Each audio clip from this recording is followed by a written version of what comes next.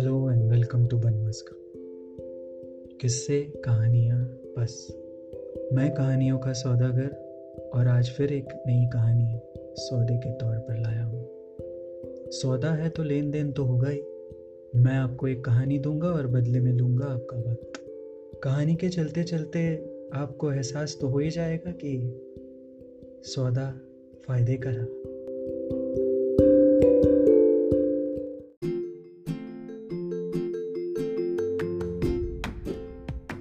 आज की जो कहानी है वो मुझे मिली एक किताब में से, एक book that I inherited from Bapai मामी।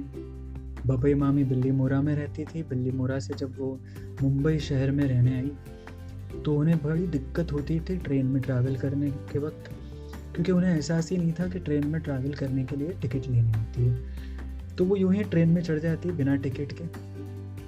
कई बार बिना टिकट ट्रेन में उन्होंने ट्रैवल किया होगा। आप मत करिएगा, शायद आपका नसीब इतना अच्छा ना हो बपई मामी जैसा।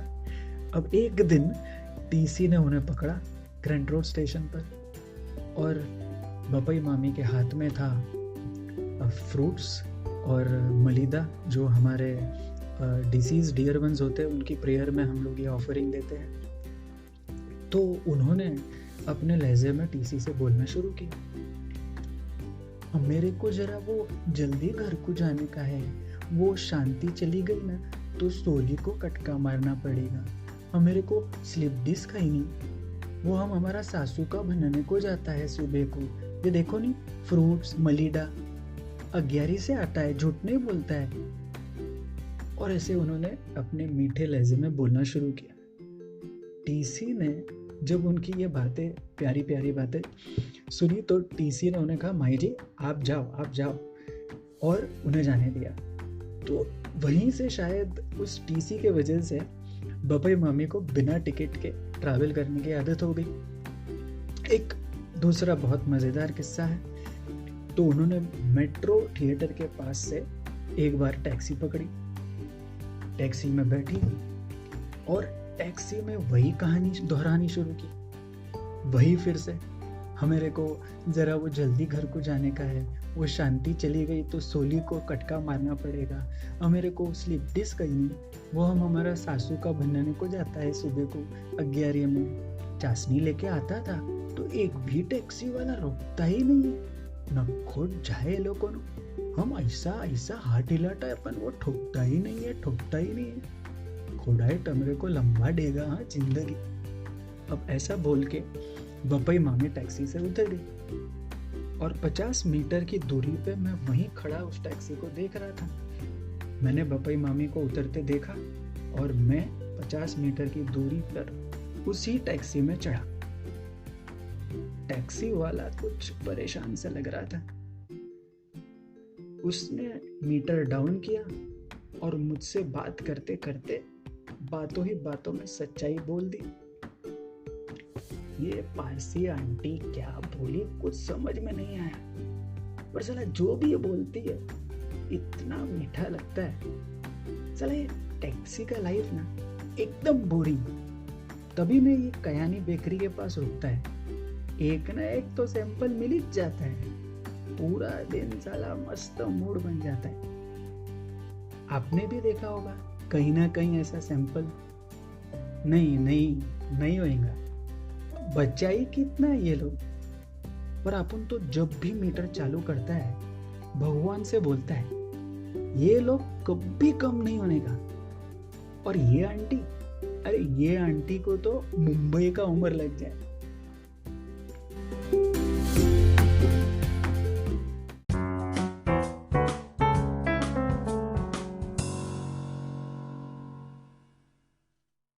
और दोस्तों हुआ भी यही।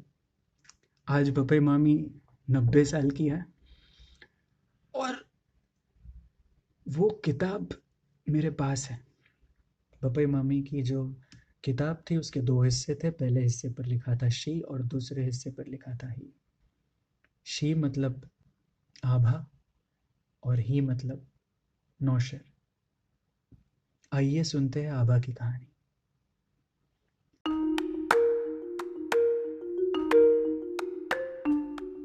Abha was draped in a red sari. the one he always wanted her to wear before they had parted unceremoniously. The news of his sneaking out of the rehab before the stipulated period was the best thing she had heard in a long time. She knew if he had eloped from the rehab, he would definitely be coming to meet her. She kept looking at the mirror and her cell phone intermittently. She was sure the phone would ring, and the thought of hearing his voice did things to her. She blushed. She looked into the mirror, then the cell phone, and she repeated this drill for an entire hour. Till doubt started replacing happiness of being in his embrace. The embrace that meant the world to her. She could spend a lifetime in his hold. It had been almost 3 months.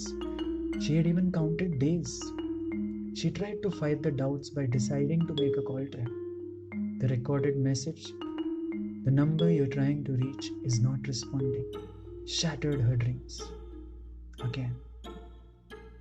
She tried calling again and again and again. The message kept playing havoc on her mind. The tears of happiness that was to be and the tears of grief were flowing together through her small, faintly brown eyes. The doorbell rang. Her skin flesh almost rose with the goosebumps, clearing the tears rolling down her cheeks. With one end of her red sari, she ran towards the door. The thought of seeing him after a time period which felt like a millennium was making her heart flutter. She opened the door with a sparkle of a smile, her eyes almost visualizing him, her body almost preparing to melt in his. That was the story of Abha. Who is Abha waiting for? कौन है जिसके लिए आभा ने लाल साड़ी पहनी है? क्या हुआ होगा आभा और नौशिर के बीच? नौशिर कौन है? कहाँ है? Who is Naushir and where is he? Is Naushir at the door? We will know when we continue the story, the second part of the book. मैं कहानियों का सौदागर और आज फिर एक नई कहानी सौदे के तौर पर लाया हूँ। सौदा है तो लेन देन तो होगा ही। मैं आपको एक कहानी दूंगा और बदले में लूंगा आपका वक्त।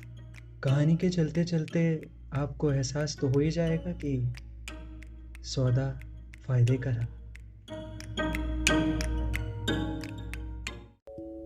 Bun maska, untold Parsi stories of love, heartbreak, pain, grief, happiness, laughter, tears and triumph. This is the non-confirming Parsi and you are listening to Banmaska.